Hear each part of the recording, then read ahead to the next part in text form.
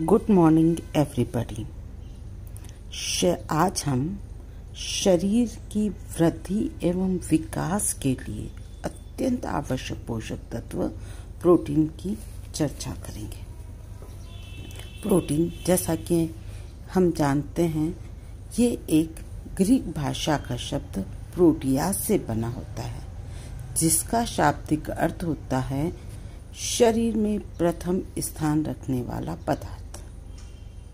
Protein की खोज सर्वप्रथम 1838 में डच निवासी मुडलर नामक रसायन शास्त्री ने की थी।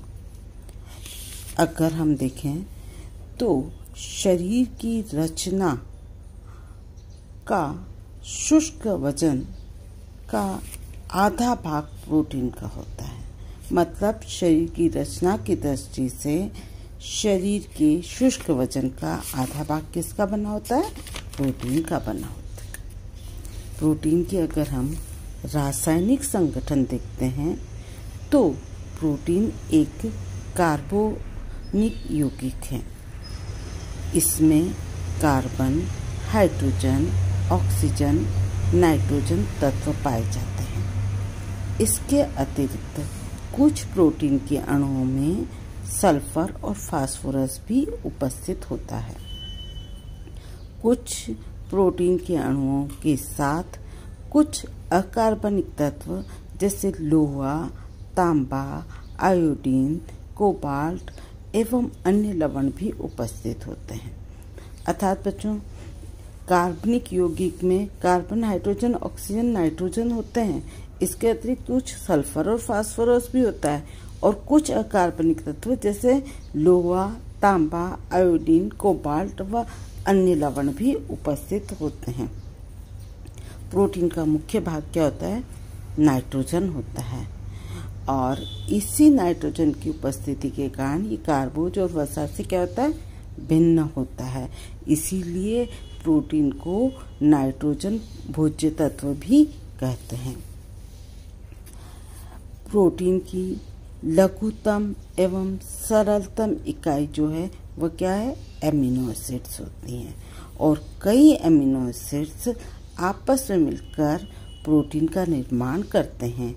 इसीलिए एमिनो एसिड को प्रोटीन का आधारी स्तंभ भी कहते हैं। एमिनो अम्ल की रचना को देखा जाए तो इसमें दो मुख्य समूह होते हैं। एक होता है एमिनो समूह, ये क्षारीय प्रकृति का होता है और प्रोटीन को क्षारीय गुण प्रदान करता है। दूसरा होता है कार्बोक्सिल समूह, यह अम्लीय प्रकृति का होता है और प्रोटीन को अम्लीय गुण प्रदान करता है। अतः दोनों ही समूह की उपस्थिति के कारण एमिनो अम्ल की प्रकृति कैसी होती है? उदासीन होती है। सभी एमिनो अम्ल एक समान नहीं होते हैं। इसका मुख्य कारण आर समूह की प्रकृति में भिन्नता होती है। हाइड्रोक्सिल समूह और एमिनो समूह और हाइड्रोजन एमिनो अम्ल में एक जैसे होते हैं। अच्छा, एमिनो अम्ल पेप्टाइड बंध द्वारा एक दूसरे से जुड़े रहते हैं।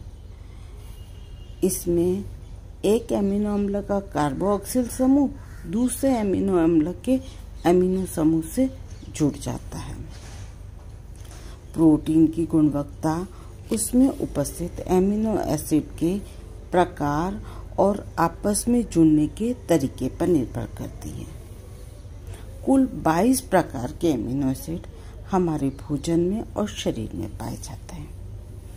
इसमें से 10 एमिनो एसिड्स ऐसे होते हैं जो शरीर की वृद्धि और विकास के लिए क्या होते हैं? अत्यंत आवश्यक होते हैं। इसलिए इन्हें आवश्यक एमिनो अम्ल कहते हैं। इन्हें हमें भोजन के द्वारा लेना होता है, क्योंकि इनके बिना शरीर की वृद्धि और विकास क्या होता है? अवरुद्ध हो जाता है और इनका हमारे शरीर में निर्माण नहीं होता।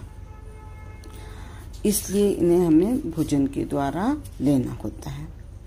10 आवश्यक एमिनो अम्ल हैं, जिनके नाम देखो: histidine, leucine, isoleucine, lysine, arginine, methionine, threonine, phenylalanine, valine और ट्रिप्टोफैन। ये सभी क्या है? आवश्यक एमिनो अम्ल है।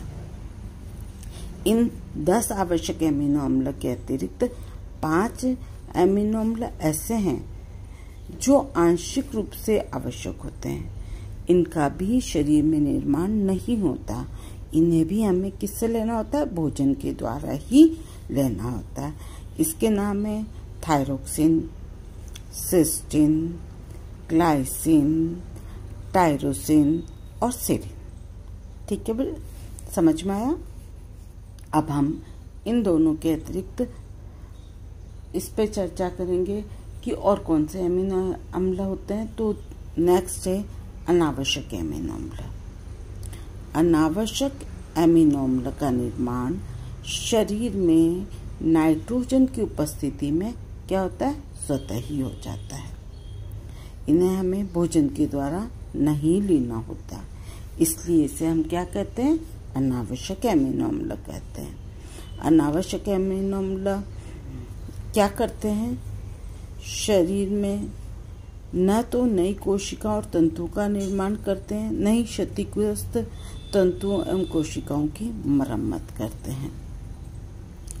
अनावश्यक एमिनो अम्ल एनालिन, हाइड्रोक्सीप्रोलिन, प्रोलिन और एस्पार्टिक एसिड हैं। तो अब समझ में आया आपको कि एमिनो एसिड्स क्या हैं और ये कितने प्रकार के होते हैं। एमिनो एसिड्स जैसा कि मैंने बताया कि ये प्रोटीन का आधारीय स्तंभ हैं। इसमें 2 समूह होते हैं, एमिनो समूह और कार्बोक्सिल समूह। ये क्या होते हैं? 2 प्रकार के होते हैं, आवश्यक एमिनो अम्ल और अनावश्यक एमिनो अम्ल। आवश्यक वह हैं जिनका निर्माण शरीर में हो जाता है, अनावश्यक वह हैं जिनका निर्माण शरीर में नहीं होता। अब हम प्रोटीन के वर्गीकरण पर चर्चा करते हैं। प्रोटीन के वर्गीकरण को हम 3 भागों में विभक्त कर सकते हैं। पहला, प्रोटीन की गुणवत्ता के आधार पर। दूसरा, प्रोटीन के भौतिक गुण और घुलनशीलता के आधार पर। तीसरा, प्राप्ति के साधन के आधार पर। सर्वप्रथम प्रोटीन की गुणवत्ता के आधार पर प्रोटीन का वर्गीकरण की चर्चा करते हैं। ठीक है, आसबोर्न और मेंडल ने प्रोटीन का वर्गीकरण उसमें उपस्थित एमिनो एसिड के आधार पर किया। प्रोटीन की गुणवत्ता उसमें उपस्थित एमिनो एसिड्स की मात्रा, प्रकार और गुण पर निर्भर करती है। जिस प्रोटीन में जितना अधिक आवश्यक एमिनो अम्ल होगा, वह प्रोटीन उतना ही अधिक क्या होगा? उत्तम होगा। और इसी गुणवत्ता के आधार पर उन्होंने प्रोटीन के 3 वर्गीकरण किए। सबसे पहला उत्तम प्रोटीन, दूसरा मध्यम प्रोटीन या तीसरा है निष्कृष्ट या अपूर्ण प्रोटीन। सर्वप्रथम उत्तम प्रोटीन या पूर्ण प्रोटीन, ये प्रोटीन उच्च जैविकीय मूल्य वाले होते हैं। इसमें समस्त आवश्यक एमिनो अम्ल पर्याप्त मात्रा में और उचित अनुपात में विद्यमान होते हैं। ये शरीर का निर्माणात्मक कार्य करते हैं और प्राणी जगत से प्राप्त प्रोटीन इसके अंतर्गत आते हैं। ठीक है, वनस्पति जगत से उत्तम प्रोटीन की प्राप्ति तो होती है, वह भी कुछ ही में, जैसे सूखे मेवे में और सोयाबीन में पाए जाते हैं थोड़ा बहुत। मध्यम या आंशिक पूर्ण प्रोटीन, इसमें कुछ ही आवश्यक एमिनो अम्ल उपस्थित होते हैं। इसमें 1 या 2 आवश्यक एमिनो अम्ल की क्या होती है? कमी होती है। ये प्रोटीन जीवन तो बनाए रखते हैं, परंतु शरीर की वृद्धि एवं विकास के लिए अधिक उपयोगी नहीं होते। ये कोशिकाओं और तंतुओं की टूट फूट की मरम्मत तो करते हैं, पर नए तंतुओं और कोशिकाओं का निर्माण नहीं करते। वनस्पति जगत से प्राप्त प्रोटीन मध्यम श्रेणी के या आंशिक अपूर्ण प्रोटीन की श्रेणी में आते हैं, जैसे कि दाल है, अनाज है, इनसे जो भी प्रोटीन प्राप्त होता है वो कौन सा होता है, मध्यम श्रेणी का प्रोटीन होता है। फिर तीसरा है अपूर्ण प्रोटीन या निकृष्ट प्रोटीन। इस प्रकार का प्रोटीन में आवश्यक एमिनो अम्ल का पूर्णतः अभाव होता है। ये प्रोटीन शरीर की वृद्धि एवं विकास में बिल्कुल सहायक नहीं होते और ये हमें कंदमूल, साग सब्जी, फल, गन्ने आदि में प्राप्त होते हैं। अपूर्ण प्रोटीन का उपयोग आंशिक पूर्ण प्रोटीन या पूर्ण प्रोटीन के साथ किया जाए तो इसकी उपयोगिता बढ़ जाती है। मतलब अपूर्ण जो प्रोटीन है उसे पूर्ण प्रोटीन के साथ लें तो इसका क्या होता है, इसकी उपयोगिता थोड़ी बढ़ जाती है। जैसे दाल के साथ दही, दही बड़े, रोटी, दूध, भात, मांस, दाल, चावल, दही खिचड़ी, खीर, ये इससे क्या होता है, एक अपूर्ण आंशिक अपूर्ण प्रोटीन होता है, एक पूर्ण प्रोटीन होता है। तो इसका उपयोग क्या होता है, हमारे शरीर में पूर्णतः बढ़ जाता है। अब हम चर्चा करेंगे भौतिक गुण और घुलनशीलता के आधार पर प्रोटीन का वर्गीकरण।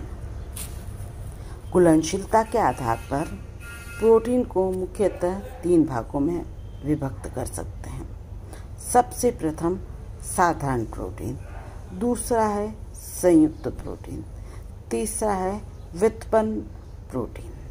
सबसे प्रथम हम साधारण प्रोटीन की चर्चा करते हैं। इस प्रकार का प्रोटीन का निर्माण केवल एमिनो अम्ल से होता है और इसका जल अपघटन करते हैं तो सबसे सरलतम इकाई एमिनो एसिड्स में ये टूट जाते हैं। दूसरा संयुग्मी प्रोटीन, ये वे प्रोटीन होते हैं जिसमें साधारण प्रोटीन के अणुओं के साथ साथ अन्य पोषक तत्व भी उपस्थित होता है। जैसे साधारण प्रोटीन प्लस अन्य पोषक तत्व प्रोटीन इज इक्वल टू क्या होता है, संयुग्मी प्रोटीन बनता है। उदाहरण देखो, ग्लाइकोप्रोटीन, इसमें साधारण प्रोटीन है प्लस कार्बोहाइड्रेट है और बनाता है ग्लाइकोप्रोटीन। दूसरा न्यूक्लियोप्रोटीन, जैसे साधारण प्रोटीन होता है इसमें नाइट्रिक एसिड होता है तो न्यूक्लियोप्रोटीन बन जाता है। इसी तरह लाइपोप्रोटीन में क्या होता है, साधारण प्रोटीन है और इसमें लिपिड साथ में जुड़ा हुआ रहता है इसलिए लाइपोप्रोटीन बन जाता है। हीमोग्लोबिन, इसमें ग्लोबिन नामक प्रोटीन होता है, साथ में हिम जुड़ जाता है तो हीमोग्लोबिन बन जाता है। इसी तरह फास्फोप्रोटीन, इसमें क्या होता है, फास्फोरस का अणु क्या होता है प्रोटीन के साथ जुड़ जाता है और फास्फोप्रोटीन बना लेते हैं। इसी तरह लेसिथोप्रोटीन, प्रोटीन का अणु लेसिथिन के साथ जुड़ जाता है और लेसिथोप्रोटीन बनाता है। तो ये सब तरह के प्रोटीन जो क्या कहलाते हैं, संयुग्मी प्रोटीन्स कहलाते हैं। तीसरा प्रोटीन का वर्गीकरण है व्युत्पन्न प्रोटीन। व्युत्पन्न प्रोटीन वह प्रोटीन होते हैं जो भौतिक क्रियाओं, ताप के प्रभाव, शारीरिक दबाव, पाचक रसों की क्रियाएं तथा अन्य जल विश्लेषक अभिक्रियाओं के द्वारा जब प्रोटीन का आंशिक विघटन होता है तब ये व्युत्पन्न या डिराइव प्रोटीन का निर्माण होता है।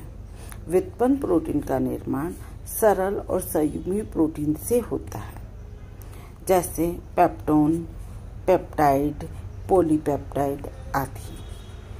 व्युत्पन्न प्रोटीन को भी 2 भागों में डिवाइड किया है। पहला प्राथमिक व्युत्पन्न प्रोटीन और दूसरा है द्वितीय व्युत्पन्न प्रोटीन। प्राथमिक डिराइव प्रोटीन वह प्रोटीन कहलाते हैं जिनका निर्माण प्रक्रिया के बाद निर्मित प्रोटीन के अणु और गुणों में बहुत कम भिन्नता पाई जाती है। इसमें आते हैं प्रोटीन, मेटा प्रोटीन और जमे हुए प्रोटीन्स। और दूसरे होते हैं व्युत्पन्न द्वितीय डिराइव प्रोटीन्स। इसमें जब ताप, जल का प्रभाव, जल विश्लेषक तथा रासायनिक रसों के प्रभाव के फलस्वरूप सरल और संयुग्मित प्रोटीन का पुनः विघटन हो जाता है, तब क्या होता है, व्युत्पन्न प्रोटीन्स का निर्माण होता है। व्युत्पन्न प्रोटीन में 3 प्रकार के हैं। पेप्टोन, ये जल में घुलनशील होते हैं, उच्च ताप पर भी नहीं जमते और सभी प्रकार के जो पाचन क्रिया के बाद निर्मित उत्पाद के लिए इसका उपयोग किया जाता है और इसमें आते हैं प्रोटियोज, पेप्टाइड्स और पेप्टोन्स। दूसरा प्रोटियोज, ये भी क्या होता है कि जब जिंक सल्फेट और अमोनियम सल्फेट के गोलों के द्वारा इसको संतृप्त किया जाता है तो इनके अवशेष प्राप्त होते हैं पीपीटी के रूप में। और पेप्टाइड्स, ये भी 2 या अधिक एमिनो अम्ल के यौगिक जब पेप्टाइड बंध द्वारा जुड़े होते हैं और तब 2 एमिनो एसिड के रेडिकल्स एक एनहाइड्राइड को डाइपेप्टाइड और 3 एमिनो एसिड के रेडिकल्स अनहाइड्राइड्स को क्या कहते हैं, ट्राइपेप्टाइड्स कहते हैं। और इस प्रकार के द्वितीय व्युत्पन्न प्रोटीन का हमारे शरीर में निर्माण होता है। ठीक है, अब हम प्रोटीन का वर्गीकरण प्राप्ति के साधनों के आधार पर करते हैं। प्राप्ति के साधनों के आधार पर भी प्रोटीन 2 प्रकार के होते हैं। पहला वनस्पति जगत से प्राप्त प्रोटीन, दूसरा प्राणी जगत से प्राप्त प्रोटीन।